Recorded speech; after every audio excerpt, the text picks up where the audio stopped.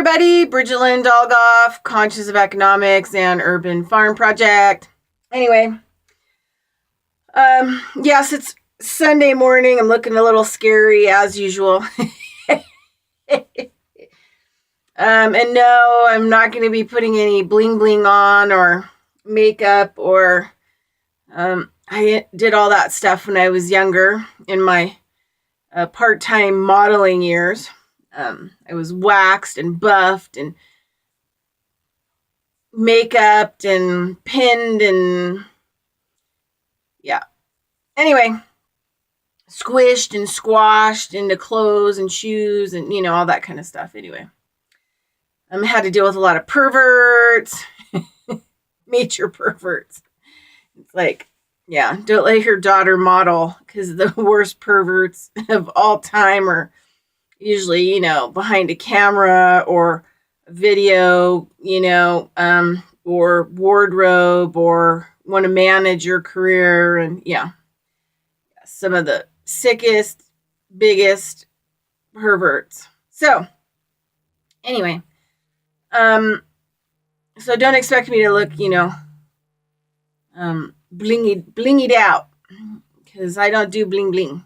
I mean, I even go to the store and I don't really try to buy anything new. It's just there hasn't been a lot of good, it's getting cold. And I pretty much kind of sometimes live out of my van in the winter. So we're heading into winter.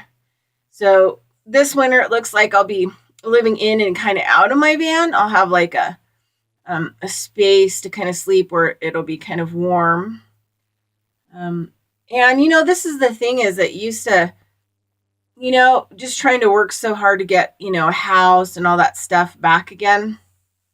Back in the day, there were periods where, I made tons of money being in private practice. And then I did a whole bunch of consulting and, then, it ended up getting taken on the stock market because a really good friend of mine at the time, my best friend, and also my business partner, his companies were being stolen by or attempts at theft by the powers that be. And he was doing mining, but he was taking over old mining claims like through Nevada and Arizona where there were a lot of tailings left. And the other thing about these areas was that there was a lot of pollution because of how that they used chemicals to mine gold and platinum and nickel and, all these other things. And so he actually was cleaning the land up and processing the tailings, which had tons of money in them. I think one of his Arizona properties, and this is where it all started. He had a German firm come in. First time that a firm to do assayer reports ever came into the U.S. to assay. But he couldn't get anyone in the U.S. to come out and assay his land. And I think it was like $17 billion worth of platinum alone in the tailings. And that's what's left over. So not only was he cleaning up these mines that he was buying that were, majorly contaminated and just bad areas on Earth, but he was also utilizing, the leftover material in a simple way, creating his own dairy bars. But anyway, they threw every possible thing at him and then, basically murdered him because he wouldn't give up his, mines. To at that point in time, I think it was the Bushes. So, I don't have proof, but I'm pretty sure that the shrubs, offed him by using plutonium in the water at the Justice Department. And he drank it. And 6 weeks later, he died, just like that spy of, radiation poisoning, right? Stage, 9 cancer. In 1 week, you get it. So anyway, it was a really tough period of time for me. And they took everything that I owned. And then, then I've had private practice off and on. And, had to suffer major attacks by the state and the feds, basically, because Nevada is owned by the feds. It says in the Constitution of Nevada, because Nevada doesn't have a separate constitution as a state, it has adopted the federal constitution, which is the copy-pasted Corporation of America, as the constitution of the people of Nevada. So I just, a good friend of mine who they tried to kill over and over again, who wrote books about everything that was going on for, 30 years, always said that, the key is to live with less, because, if you have nothing, then nobody cares about you and they won't pay attention to you anymore. You'll be off their radar. So, it's harder and harder to pull yourself back up and make money, especially at the things that you're educated in. If every time you do it, you suffer a major legal attack or illegal threat or, forced closure, or they murder your business partner. So anyway, so I've been pretty much living in and out of my car, mostly out of the car. In the wintertime, I usually find places to camp out. Since 2006. So yeah. And just so you guys know, my van is really going to need some repair. I want to make this trip to New Mexico to work with Native Seeds. And I want to be able to show there in December. It's going to be pretty cold in my van. Woo! But it'll be all right. And work with the Native Seed people. And there's going to be a gathering. And really want to show up for that and help, do the work and be there for the month of December. So if anybody out there wants to throw donations my way, I have no idea how much the repairs are going to be, but probably quite a bit. And then I'll need fuel to make the trip. So I'd like to really leave, last week of November, and it'll probably take me at least a week, like 5 days to drive that direction and get where I need to go. So I'll need camping money too. Anyway, just putting that out there. But anyway, so what have I been doing the last 2 weeks? Well, I've been doing the radio show. That has been keeping up. And then I'm trying to, probably should never mess with this stuff. I'll give it some peanuts. I'll give it the peanuts. Okay. But so a friend of mine, he had a medical marijuana grow. And it's kind of you can go listen to the show that I did with Stephen Smith. Not this Saturday, but the Saturday before. So what's today? Today's Sunday the 14th. So not the 13th show, but go back to the show I did before that. And he's amazing. Native Seed guy. Oh, beautiful spirit. Can't imagine what he's going to be doing when he's 30 or 40. Holy moly. But anyway, so my corn, my native corn and stuff like that was growing here on my friend's land. And it influenced his medical marijuana grow. And it did some interesting stuff to it, which made it a lot more intense and different, and I think more medicine-y. And so he was going to just throw the leaf out, and there was, like 7 huge plants. So I went and got paid for all this stuff, supplies, and then got a really awesome recipe. And so for the last 2 weeks, as they've trimmed, they keep them alive and then trim them as they can. I've been collecting the leaf, and then every day or every couple days or whatever, making, basically CBD with very little THC in it. Coconut infused cannabis oil, right? And mostly I'm using it for animals because there isn't a lot of, stuff out there for animals, like alternative. and I have a lot of animal clients. So, um, I want to make sure and give that to them as a gift to try to help them as well. But anyway, I just was going to show you this one I call the special batch. This one came from the plants that were closest to the corn that we noticed the biggest influence on the marijuana plants from the corn, the native corn.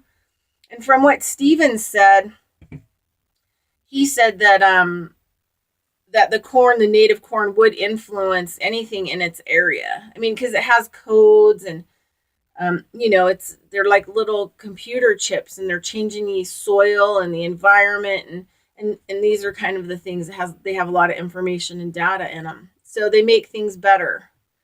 And then I've got my third.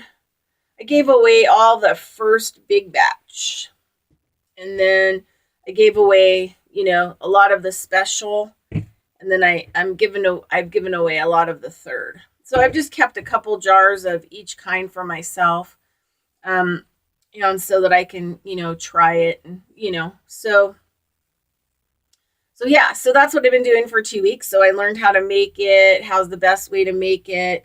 And then I've come to some really amazing, just unbelievable, conclusions about, someday when I have my land and my farm for my combat veterans, and being able to utilize this process to actually make other herbal medicines infused in coconut oil, and being able to put them out in the morning. Like you have jars, like 8 jars. You got some fennel, rosemary. You could even have some, cannabis. You could have, Tulsi. I mean, I grew Tulsi this year, holy basil, but I just don't have enough to make an infusion of it. I would love to do that for the winter, and just use it, as an oil. You just scrape a little bit out of the jar, put it in your hot tea or your hot coffee, and get revved up for the morning. So I'm thinking on a farm, that would just be so great, because you could actually use it for owies, or say your hands are sore. You could rub like a rosemary coconut infusion into your hands. You could put a little scoop into your hot coffee, and it goes into your system. Helps to increase circulation, things like that. So you could have like a little, herbal coconut infusion jars, herbal bar that people could extract from in the morning. You've got some respiratory stuff, maybe have, a fennel, oil infusement, and you could put it in your coffee. You could put it directly in your mouth. You could rub it on your chest. There's all kinds of things that you could do with it in the morning to get ready, or come back in and, you're trying to fight your cold. You could have quite a few different kinds of herbal medicines, just sitting on the counter waiting to be used. So I always think about, the reason why I went back to school and did permaculture stuff and any type of, trees, plants, soil classes that I could get my hands on. I went and took, and then found biodynamics, and it just worked with who I am and what I am. And I did it because, in my private practice, I wanted to be able to actually grow my own plants for medicine to give to my clients, as they come in, like, oh, they got a bad head cold, here, take some of these, take a bulk of this and boil it at home and drink it. And, kind of remedies. Oh, your kidneys are, slacking, or your energy levels are not good, or you got fungus, or, whatever it's going to be, or mold problems, here's medicine to go along with the treatment. But then, it led me down to that you have to fix the soil, right? Because your plant's medicine is only as good as what your soil has and what your soil is and does. So then I had to go down that road, and then I became like a total soil regeneration nut. Yeah. And now I'm becoming like a native seed wackadoodie. And then now I'm headed back towards my herbal medicine stuff, right? So, um, so eventually when I have land, my major situation is going to be making plant medicines and growing, native plant medicines and indigenous plant medicines, and harvesting these and making different kinds of medicines that are used directly right on the farm, right there in real time. You just go up to the herbal bar and, I'll put a thing up and it says, how much of what, and you could take either bulk herb, make tea out of it, or a coconut infusion or whatever else, yeah. So anyway, got kind of excited about my herbal plant medicine, and that's where I've been for like 2 weeks, every day working on getting these, the cannabis coconut infusions right, with using a double boiler like old school, watching over it, making sure the batches are all consistent, labeled properly, and all the different supplies and qualities and all that stuff. So anyway, I just, keep moving along against all odds, it seems. But hopefully, this next year is going to be a really good year.